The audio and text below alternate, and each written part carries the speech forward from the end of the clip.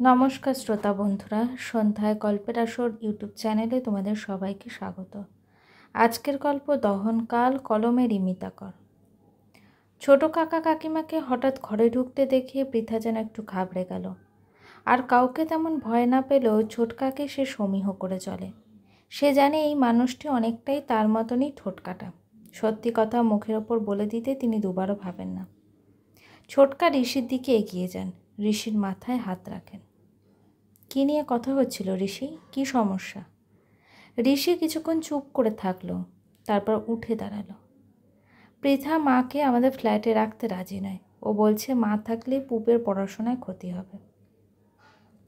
পৃথা মাথা নিচু করে খাটে বসে আছে।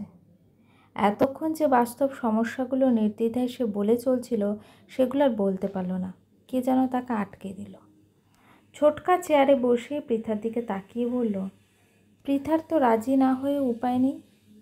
আর তুই এমন পেশেন্টকে কোথায় বা রাখবি? আর পুপের পড়াশোনার কোনো কারণ হতে পারে না। ক্লাস 10-এর মেয়ে, নিজের ভালো মন্দ বোঝার যথেষ্ট বয়স হয়েছে। তাছাড়া পুপে হয়তো এই ঘটনায় শিখে যাবে যে কিভাবে প্রতিকূল অবস্থার মধ্যে নিজের লক্ষ্য স্থির রাখতে হয়। পৃথা, আমি বলছি তুমি চিন্তা করো না, পুপের পড়াশোনার কোনো ক্ষতি হবে না। ঋষি আর কোনো তর্ক বিতর্ক শুরু হওয়ার আগে পাশের ঘরে চলে গেল। সুজাতাও উঠে পড়ল। রান্নাঘরের দিকে এগিয়ে গেলেও বেলা হয়ে গেছে। দুপুরের খাওয়ার ব্যবস্থা করতে হবে। ঋষি হবিষ্যিতে হাত লাগায়। হঠাৎ সব কিছু অধৈর্য লাগতে শুরু করলো ঋষির। বাড়িতে এক মুহূর্ত আর থাকতে ইচ্ছে করছে না। দম বন্ধ লাগছে।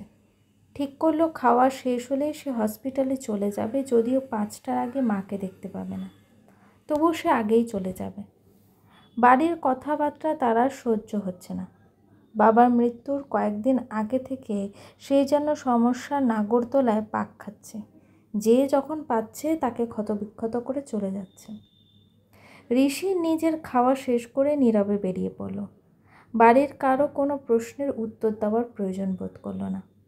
গাড়িটা হাসপাতালের পার্কিংয়ে রেখে এসে হাঁটতে শুরু করলো। বেশ ঝকঝকে বিশাল বেসরকারি হাসপাতাল। ক্রেতা দুরস্থ কর্মচারীরা সদা তৎপর। ঋষি দেখল ঘড়িতে তখন সবে 4টে বাজে। 5টার আগে লিফটে ওঠা যাবে না। অগত্যা একতলা সারিবদ্ধ লোহার চেয়ারে ঋষি বসে পড়ল। চোখ বন্ধ করে চেয়ারে মাথা হেলিয়ে দেয়। আবার সেই একই ভাবনা মাথায় জড়ো হলো। মাকে একা রাখা যাবে না, সুতরাং তার ফ্ল্যাটে মা থাকবে। কিন্তু পৃথা সহযোগিতা করবে কি? পৃথা কি তাকে কোনোদিনও বুঝবে না? তাহলে কে তাকে বুঝবে? কেন কেউ তাকে বুঝতে চায় না? হঠাৎ ঋষির সমস্ত শরীর ঝিমঝিম করে উঠল। কয়েক মিনিটের মধ্যে ঋষি যেন কোথায় তলিয়ে যেতে থাকে। চোখের সামনে কালো একটা পর্দা নেমে আসছে। মাথাটা ক্রমশ ভারী হতে থাকে। হাত পা অবশ হয়ে আসছে। তবু যেন সে ছুটেই চলেছে। ঘুরপাক খাচ্ছে অন্ধকার গোলকধাঁধায়। কোথাও কোনো আলো নেই। সে বেরোতে চাইছে, অথচ পারছে না। ঋষি চোখ খুলল ধীরে ধীরে। ঝাপসা চারদিক ক্রমশ পরিষ্কার হচ্ছে। সে দেখল হসপিটালে বেডে শুয়ে আছে কয়েকটা উদ্বিগ্ন মুখ তার দিকে তাকিয়ে আছে। ঋষির মনে পড়ছে সে মাকে দেখতে হসপিটালে এসেছিল। ধর্মড়িয়ে উঠতে গিয়েও সে উঠতে পারল না।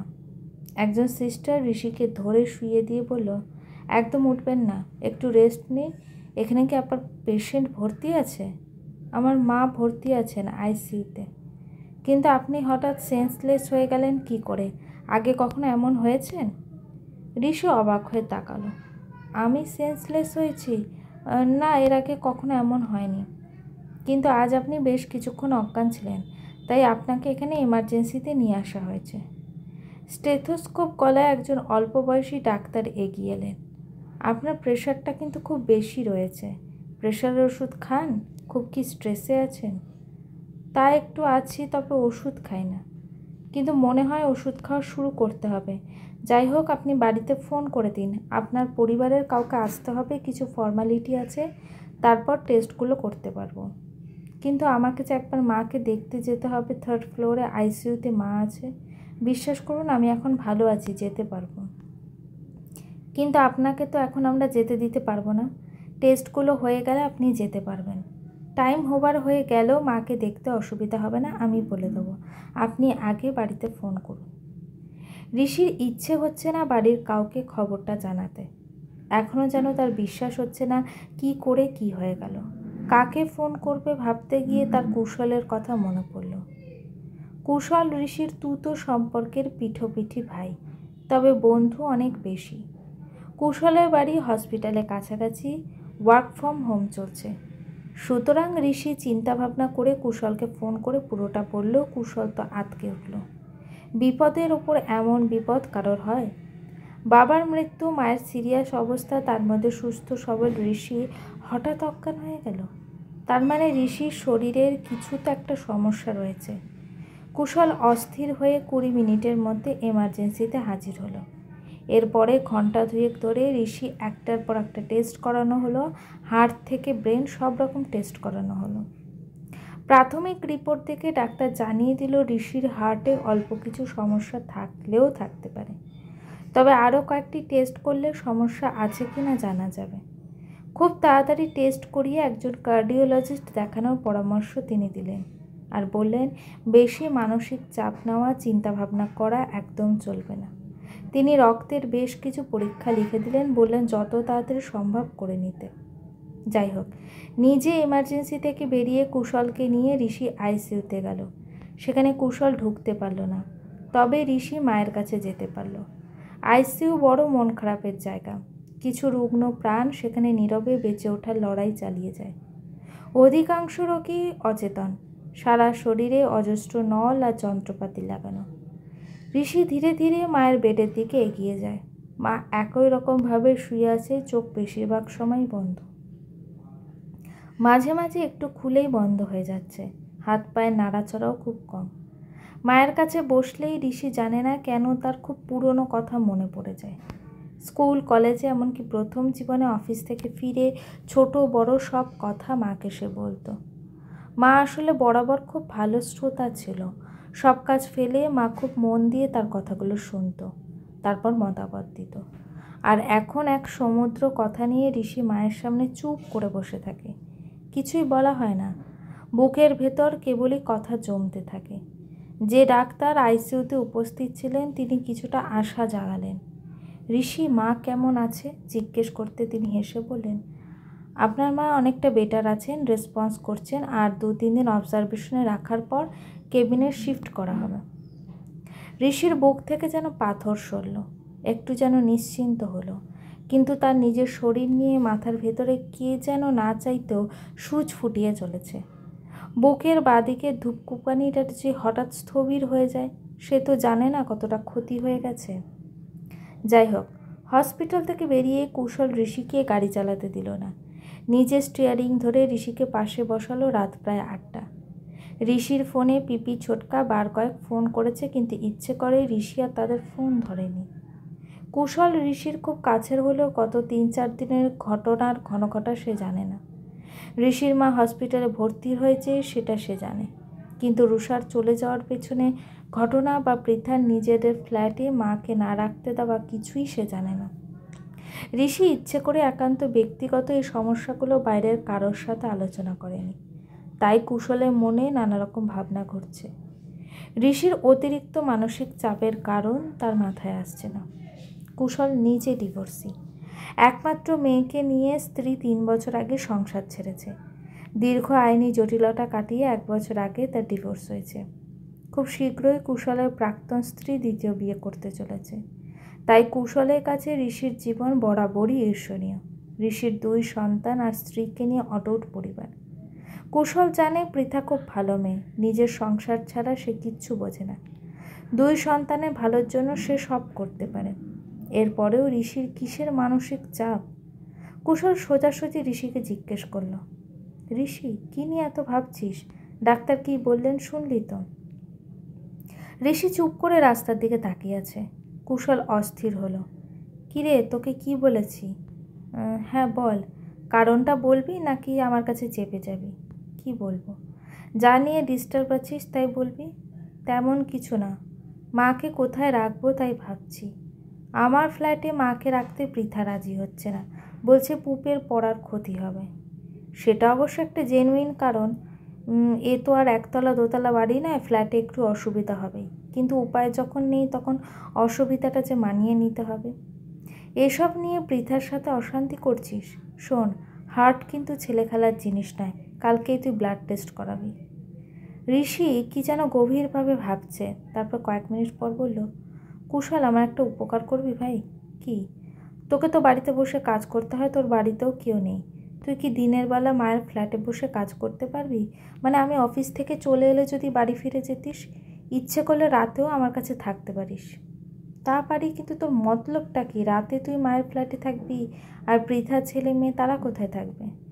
পৃথা ওদের নিয়ে আমার ফ্ল্যাটে থাকবে, কিন্তু দিনের বেলাটা যদি তুই সামলে দিতে পারতিস তাহলে খুব উপকার হতো। এতক্ষণে কুশলের কাছে চিত্রটি পরিষ্কার। ঋষি মানসিক চাপের কারণ সে আন্দাজ করতে পারছে, কিন্তু তার ভাবনা বাড়ছে। ঋষির হার্টের সামান্য হলেও সমস্যা ধরা পড়েছে, ঠিকমতো ট্রিটমেন্টের দরকার, আর এই সময় রাতে একা থাকাটা উচিত হবে না। কুশল ঋষিকে কিছু বলতে যাবে, তার আগে ঋষি বলল, কুশল, তোকে আমার একটা অনুরোধ রাখতে হবে, কথাতে রাখবি? আগে শুনি। না, তোকে রাখতেই হবে, তবে বলবো। আচ্ছা রাখবো, তুই বল। আজকে হসপিটালে যা ঘটলো তুই কিন্তু কাউকে বলতে পারবি না। পিপি, ছোটকা সকলের বয়স হয়েছে, আমি চাই না ওরা আমাকে নিয়ে দুশ্চিন্তা করুক। আর পৃথা, তাকেও বলবো না? না, পৃথা আমার জন্য চিন্তা করুক আমি চাই না। কেন? পৃথা তো তোর স্ত্রী, সে তোর অসুখের কথা কেন জানবে না? পৃথা আমাকে একটুও বোঝে না, ওর কথা বাদ দে। তবে তুই চিন্তা করিস না, আমি ঠিক টেস্ট করিয়ে ডাক্তার দেখিয়ে নেব। তুই শুধু বল, সকালে মায়ের কাছে থাকবি তো? তোকে কিচ্ছু করতে হবে না, তোর উপস্থিতিটুকুই শুধু আমার দরকার। কুশল একটু ইতস্তত করলো। তার পক্ষে রোজ আসা যাওয়া একটু অসুবিধাজনক বই কি। প্রতিদিন সকালে উঠে ল্যাপটপ নিয়ে নিজের বাড়ি থেকে এতটা পথ আসতে হবে। সকলে বাড়ির কাজের লোকেদের না করতে হবে, বাড়িঘর পরিষ্কার করতে হবে না, রান্না হবে না। ঋষি যতটা সহজে বলছে ততটা সহজে হয়তো হবে না। তাছাড়া আয়ারা কি করছে না করছে সেটা লক্ষ্য রাখা যে তার পক্ষেও সম্ভব না। এসব দেখভাল করার অভিজ্ঞতা তার নেই। সবথেকে বড় কথা, তাকে প্রায় প্রতি মাসে কয়েকদিনের জন্য বাইরে ট্যুরে যেতে হয়। তখন কি হবে?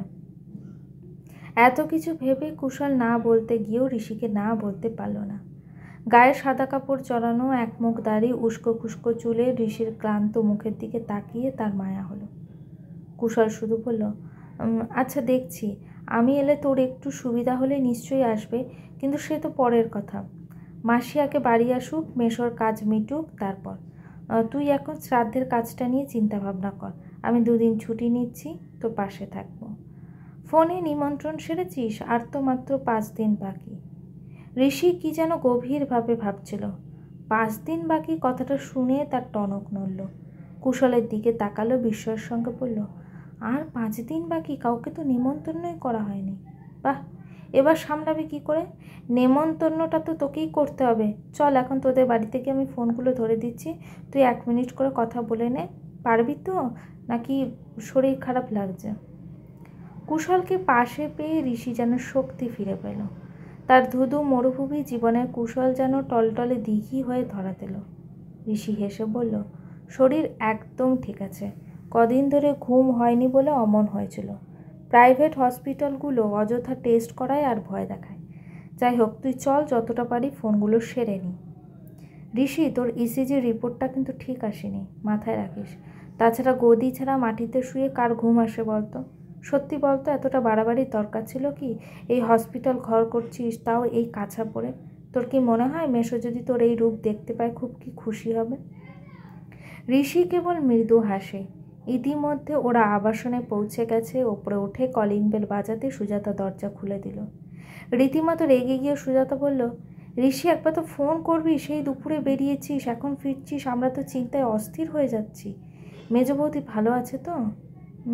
হ্যাঁ, মা ভালো আছে, 2 দিনের মধ্যে কেবিনে শিফট করবে বলেছে। আচ্ছা পিপি, নিমন্ত্রণের লিস্টটা করেছো? দাও তো, আমি আর কুশল মিলে ফোনগুলো করে ফেলি।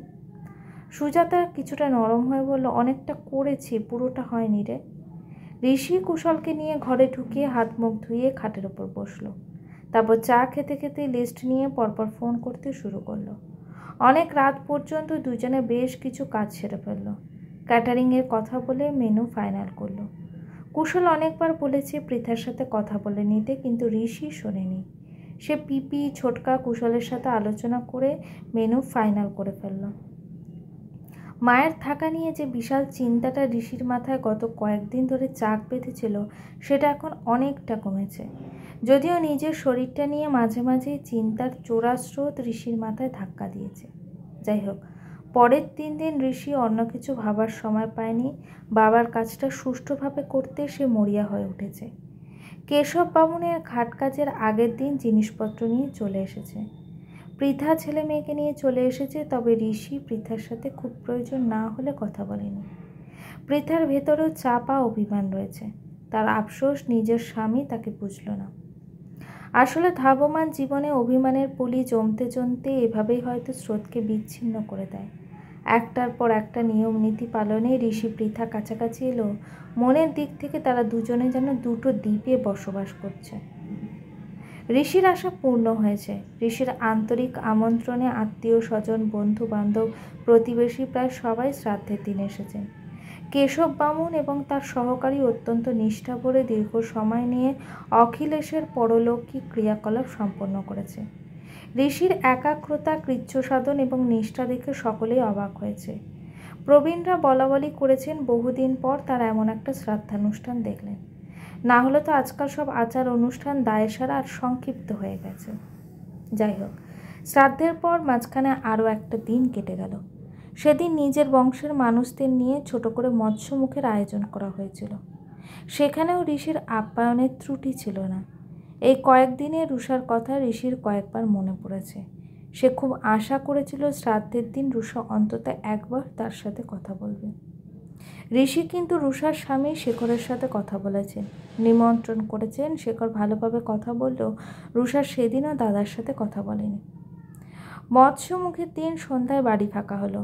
পিপি আর ছোটকা কাকিমা নিজেদের ব্যাগপত্র গুছিয়ে নিয়েছেন। ছোটদার ছোট বৌদিকে নিয়ে পরদিন সকালে সুজাতা গ্রামের বাড়ির পথে রওনা দেবে। সেখানে যাওয়ার জন্য তার মন উতলা হয়ে উঠেছে। এদিকে কয়েকদিনের ধকলে পুপে আর পিকু দুজনেই ক্লান্ত। তারা চাইছে এবার বাবাকে নিয়ে নিজেদের ফ্ল্যাটে ফিরে যেতে। বাবাকে ছাড়া তারা অনেকগুলো দিন রয়েছে, তাদের আর ভালো লাগছে না। কিন্তু ঋষি তাদের বুঝিয়ে বলেছে যে পরশুদিন ঠাম্মি হসপিটাল থেকে বাড়ি ফিরছে। ঠাম্মি এখন অনেকটা সুস্থ, ঠাম্মি এই বাড়িতে থাকবে, তাই আমাকেও এই বাড়িতেই থাকতে হবে। অসুস্থ মাকে বাড়িতে একা রেখে তার ছেলে কি অন্য বাড়িতে চলে যেতে পারে? পিকু, তুই হলে কি করতিস? পিকু শিশুর মনে জটিলতা নেই, তার সোজাসাপটা উত্তর, ঠাম্মিকে আমাদের বাড়িতে নিয়ে চলো, আমরা সবাই একসাথে থাকবো। ঋষি মেয়ের দিকে তাকায়। পুপে কিন্তু ভাইয়ের মতো বলতে পারলো না যে বাবা ঠাম্মিকে নিয়ে চলো। তবে বাবার যে কিছু করার নেই বুঝেও সে চুপ করে গেল। পৃথা ঘরেই ছিল, সে সব শুনেও চুপ রইল। সেদিনের ঘটনার পর হয়তো বুঝেছে যে সব সত্যি কথা সব জায়গায় বলতে নেই। তাই সে জিজ্ঞেস পর্যন্ত করলো না, মা দিনের বেলা কার ভরসায় থাকবে? হয়তো অভিমান এভাবেই সবাইকে চুপ করিয়ে দেয়। পৃথা ঘর থেকে বেরিয়ে সোফায় কুশলকে বসে থাকতে দেখে বলল, কুশলদা আমাদের একটু ফ্ল্যাটে পৌঁছে দেবে? কুশল অবাক হয়ে বলল, তোমরা আজ রাতেই চলে যাবে নাকি? ভাবছি চলেই যাই, কাল তাহলে ওরা স্কুলে যেতে পারবে। কুশল কি যেন ভাবলো, তারপর বলল, ঠিক আছে চলো, তোমাদের পৌঁছে দিয়ে আমি বাড়ি ফিরবো, 10 মিনিটের মধ্যে তৈরি হয়ে নাও। পৃথার গলার কাছে একদলা কান্না নিয়ে ছেলেমেয়ের হাত ধরে লিফটে উঠে গেল। আসার সময় ঋষিকে বলে পর্যন্ত এলো না, ঋষিও ঘর থেকে বেরোলো না। কুশল গত 3-4 দিন ধরে নিজের সাথে যুদ্ধ চালিয়ে গেছে। তার খালি মনে হয়েছে ঋষি অসুস্থতার কথা কেউ না জানলে পৃথার অন্তত জানা দরকার, কিন্তু জানানোর সুযোগ সে পায়নি। আজ তাই সে এই সুযোগটাকে কাজে লাগাতে চায়, কিন্তু ছেলে মেয়ের সামনে কথাটা বলা ঠিক হবে না। তারা বাবার অসুস্থতার কথা শুনলে ভয় পেয়ে যাবে। তাই গাড়িতে ওঠার সময় কুশল পৃথার কাছে এগিয়ে এসে নিচু গলায় বলল, পৃথা, তোমার সাথে আমার একটা জরুরি কথা আছে, কিন্তু ওদের সামনে বলা যাবে না। কোথায় বলি বলো তো? পৃথা একটু অবাক হলো। মাথায় এলো না কুশলদা তার সাথে কী কথা থাকতে পারে। জানার কৌতূহল থেকে সে গাড়িতে উঠতে উঠতে বলল, নেমে তোমার কথা শুনবো। 10 মিনিটের মধ্যে নিজেদের ফ্ল্যাটে পৌঁছে পৃথা পুপের হাতে ফ্ল্যাটের চাবি দিয়ে বলল, ভাইকে নিয়ে গিয়ে ওপরে গিয়ে দরজা খোল, আমি যাচ্ছি। পুপিয়ে পিকু লিফটে উঠে গেল। কুশল গাড়ি থেকে নেমে সামনে এলো। সময় কম, তাই কুশল পৃথাকে সরাসরি সেদিন হসপিটালে যা ঘটেছিল তার সংক্ষেপে বলল। পৃথার গায়ে কাঁটা দিয়ে উঠল, মাথাটা ঝিমঝিম করলো, ভয়ে আড়ষ্ট হয়ে বলল, 7 দিন আগের কথা তুমি আজ আমাকে বলছো কুশলদা? ও কি ডাক্তার দেখিয়েছে, টেস্ট করিয়েছে? কিচ্ছু করায়নি পৃথা, আমি অনেক বলেছি। খালি বলছে চিন্তা করো না, আমি ঠিক করে নেব। ঋষির নিজের প্রতি অদ্ভুত একটা নির্লিপ্ততা আমি কিন্তু ইদানিং লক্ষ্য করছি। পৃথা প্লিজ, তুমি ওকে ওই ফ্ল্যাটে রাতে একা থাকতে দিও না। তুমি না বললেও কিন্তু মাসিকে তোমাদের এই ফ্ল্যাটে কোনোদিন আনবে না। ঋষি আমাকে মাসির ফ্ল্যাটে সকালবেলা করে থাকার জন্য অনুরোধ করেছে। ওর শরীরের কথা ভেবে আমি হ্যাঁ বলেছি, কিন্তু রাতে তো আমি ওর সাথে থাকতে পারবো না। কুশলদা, আমার হাত পা কাঁপছে। আমি কাছে থেকেও কিছু বুঝতে পারলাম না। খালি ভাবছি কঠোরভাবে অসহ্য পালন করার জন্য ওকে এত ক্লান্ত বিধ্বস্ত লাগছে। আমি যাই পৃথা, দাদা হিসাবে তোমাকে আমার একটাই অনুরোধ, তুমি ভালো মা হবার পাশাপাশি এবার ভালো জীবনসঙ্গী হয়ে ওঠো। ঋষিকে একটু বোঝো, ও কতটা হেল্পলেস সেটা ভাবো। তুমি মুখ ফিরিয়ে নিলে ও যাবে কোথায়? যাই হোক, আমি চললাম। কি করলে আমাকে ফোনে জানিও। পৃথার গলা দিয়ে শব্দ বার হচ্ছে না। সে কেবল মাথা নাড়িয়ে সম্মতি জানালো। কুশল গাড়িতে উঠে রওনা দিল। সারা রাত কাটা পশুর মতো বিছানায় শুয়ে ছটফট করছে। ঋষি অসুস্থতার জন্য সে নিজেকে দায়ী করেছে। বিয়ের পর থেকে 17 বছর সময়টাকে ওলট পালট করে ভেবেছে। সত্যি সে যবে থেকে মা হয়েছে তবে থেকে তার সম্পূর্ণ জগৎটা কেবল সন্তানকে ঘিরে গড়ে উঠেছে। ঋষির চাওয়া পাওয়ার থেকে অনেক বেশি সে ছেলে মেয়েকে বড় করতে মনোযোগী হয়েছে। তাদের নিয়ে একটা নিশ্ছিদ্র দুর্গ সে যে বানিয়েছিল। ঋষি বা তার বাবা মায়ের সেখানে প্রবেশ নিষিদ্ধ ছিল। অথচ এখন পৃথার মনে হচ্ছে কার ছায়াতে সে এতদিন নিশ্চিন্তে রয়েছে, কার ভরসায় সে ছেলে মেয়েকে মনের মতো মানুষ করবে বলে অবলীলায় চাকরি ছেড়ে দিতে পেরেছিল। ঋষির অসুস্থতা পৃথাকে যেন নতুন চোখে জীবন চেনে। তার এবং তার সন্তানদের জীবনে ঋষির ভালো থাকার গুরুত্ব কতখানি তা যেন আজ পৃথা প্রথমবার উপলব্ধি করল। রাতের অন্ধকারে জ্ঞানচক্ষু উন্মেলনে বোধহয় এক নতুন পৃথার জন্ম হলো, যে পৃথা শুধু তার স্বামীকে নয়, তার স্বামীর সমস্ত ইচ্ছাকে যথার্থ মূল্য দিতে চায়। পরদিন সকালে ছেলে মেয়ে স্কুলে চলে যাওয়ার পর পৃথা প্রথমবার যে হসপিটালে মা ভর্তি রয়েছে সেখানে ফোন করে দুপুরে একজন ভালো কার্ডিওলজিস্টের অ্যাপয়েন্টমেন্ট নিল। তারপর সে বেরিয়ে পড়ল। পৃথা জানে যে সকালে পিপি ছোটকা কাকিমা বেরিয়ে গেছে, বাড়ি ফাঁকা, ঋষি একা। কাল থেকে ঋষি অফিস জয়েন করবে। কলিং বেল বাজতেই ঋষি দরজা খুলে দিল। পৃথাকে দেখে সে প্রায় চমকে উঠল। কী ব্যাপার, তুমি এখন? আজ দাড়ি গভীর মণ্ডিত মাথায় ঋষিকে একটু যেন ভালো লাগছে, তবে তার দু চোখের কোলে ক্লান্তির কালো ছাপ পৃথার দৃষ্টি এড়ায়নি। পৃথা খুব ধীরে ধীরে জুতো খুলে ভেতরে ঢুকল। ঋষিকে দেখে ভেতর থেকে বেরিয়ে আসা কান্নাকে পৃথা যথাসম্ভব সামলে রাখে। যাই হোক, পৃথার উত্তরের আশায় না থেকে ঋষি সোফায় বসে ল্যাপটপে চোখ রাখল। পৃথা এদিক ওদিক তাকিয়ে কাউকে দেখতে পেল না, তাই একটু অবাক হয়ে বলল, কৃষ্ণা আসেনি? পিপিরা জলখাবার কি খেয়ে গেল? তুমি সকালে কি খেলে? ঋষির কাছে পৃথার প্রশ্নগুলো অবান্তর মনে হলো, কারণ কাল রাতে যখন পৃথা চলে গেল তখন সে সকালে কি হবে ভাবেনি। যে বয়স্ক মানুষগুলো নিজেদের সংসার ছেড়ে এতগুলো দিন তাদের সাথে থেকে গেলেন, তারা যাওয়ার সময় কি খেয়ে যাবেন একবারও পৃথা মনে পড়েনি। সে শুধু ভেবেছে ছেলেমেয়ের স্কুলের কথা, তাই ইচ্ছে করেই ঋষি পৃথার কথার উত্তর দিল না। ঋষির দিকে তাকিয়ে পৃথার চোখ ফেটে জল এলো। ঋষির খাওয়া দাওয়া নিয়ে পৃথা কোনোদিনই বেশ কিছু ভাবেনি। মনে করেছে সুস্থ সবল পুরুষ মানুষ ঠিকই নিজের খাবার খেয়ে নেবে। অফিসে টিফিন করে দেওয়া অথবা সকালে পুষ্টিকর খাবার বানিয়ে দেওয়া কোনোটাই সে কখনো করেনি। কিন্তু আজ পৃথার ভেতরটা যে হু হু করে উঠল। মনে হচ্ছে সে বড্ড দেরি করে ফেলেছে। পৃথা অনেক চেষ্টা করেও নিজেকে সামলাতে পারে না। ঋষির গা ঘেঁষে বসে তার কাঁধে মাথা ছুঁয়ে হাউ হাউ করে কেঁদে উঠল। ঋষি অত্যন্ত অবাক হয়ে বলল, কি হলো? এমনভাবে কাঁদছো কেন? মা এখানেই থাকবে, আমি সমস্ত ব্যবস্থা করে ফেলেছি, কালকেই মাকে নিয়ে আসবো। তুমি হ্যাপি তো? পৃথা ফুপিয়ে উঠল। অনেক কথা বলবে ভেবেও বলতে পারল না। শুধু ঋষির হাত দুটোকে দু হাতে জড়িয়ে কাঁদতে কাঁদতে কোনো রকম বলল, তুমি মাকে বাড়ি নিয়ে চলো, আমি কথা দিচ্ছি মায়ের দেখাশোনা আমি নিজে করব। ঋষি হাত ছাড়িয়ে উঠে দাঁড়ালো, গলা চড়িয়ে বলে, অসম্ভব। পুপের বোর্ডের রেজাল্ট খারাপ হলে তুমি সারা জীবন আমাকে দোষারোপ করবে। মা এখানেই থাকবে, সকালে কুশল আর রাতে আমি মাকে সামলে নেব। আমার মায়ের বোঝা কোন অধিকারে তোমার উপরে চাপিয়ে দেব? পৃথা এতক্ষণ সোফায় বসে একভাবে কেঁদে চলছিল। এবার সে ছুটে এসে ঋষির বুকের ওপর ঝাঁপিয়ে পড়ল। ঋষির বুকে মাথা গুঁজে পড়ল, আমি কেবলমাত্র তোমার সেই অধিকারে। আমি খুব বড় ভুল করেছি ঋষি। এতদিন শুধু ছেলে মেয়ের কথা ভেবেছি, কখনো তোমার কথা ভাবিনি। বুঝতেই পারিনি মাকে অন্য কোথাও রাখলে তুমি ভালো থাকতে পারবে না। বাবা চলে যাওয়ার পর মাকে ভালো রাখার দায়িত্ব শুধু তোমার একার না। এবার থেকে আমরা দুজনে মিলে মাকে ভালো রাখবো, আর তাহলেই তুমি ভালো থাকবে, আমরা সবাই ভালো থাকবো। পৃথার কথাগুলো ঋষির কাছে ঠিক স্বপ্নের মতো মনে হচ্ছে। সে বিশ্বাস করতে পারছে না যে এটা স্বপ্ন নাকি বাস্তব। তবু ঋষির ভীষণ ভালো লাগছে। অনেকদিন পর পৃথার স্পর্শ প্রথম বর্ষার বৃষ্টির মতো যেন তাকে শীতল করছে, মুহূর্তে শুষে নিচ্ছে দীর্ঘদিনের তীব্র দহন জ্বালা। শুষ্ক তপ্ত মরুভূমিতে অনেক দিন পর আজ যেন ঝমঝমিয়ে দুকুল ভাসিয়ে বৃষ্টি শুরু হলো। ঋষি দু হাতে পৃথাকে জড়িয়ে নেয়। আজ সে ভিজবে, সারাদিন ভিজবে। পৃথাকে দু হাতেই বুকের মধ্যে জড়িয়ে ঋষির চোখ পড়ল দেওয়ালে টাঙানো বাবার মালা পরানো বড় ছবিটার দিকে। তার হঠাৎ মনে হলো বাবা যেন তার দিকে তাকিয়ে হাসছে। বাবার সেই হাসিতেই চারদিক ঝলমল হয়ে উঠছে। ভালোবাসা বোধহয় সব সম্ভব। 6 মাস কেটে গেছে। ঋষির ফ্ল্যাটে পুপের ঘরটাকে মায়ের ঘর করা হয়েছে। মা সুস্থ আছে, আর পুপে ভাইয়ের ঘরে বই খাতা নিয়ে দিব্যি অভ্যস্ত হয়ে উঠেছে। জোর কদমে তার পড়াশোনা চলছে। পৃথা ছেলে মেয়ের পাশাপাশি মায়ের দেখাশোনা বেশ যত্ন নিয়ে করে চলেছে। হ্যাঁ, ঋষির ব্লাড টেস্টে বিশেষ কিছুই ধরা পড়েনি।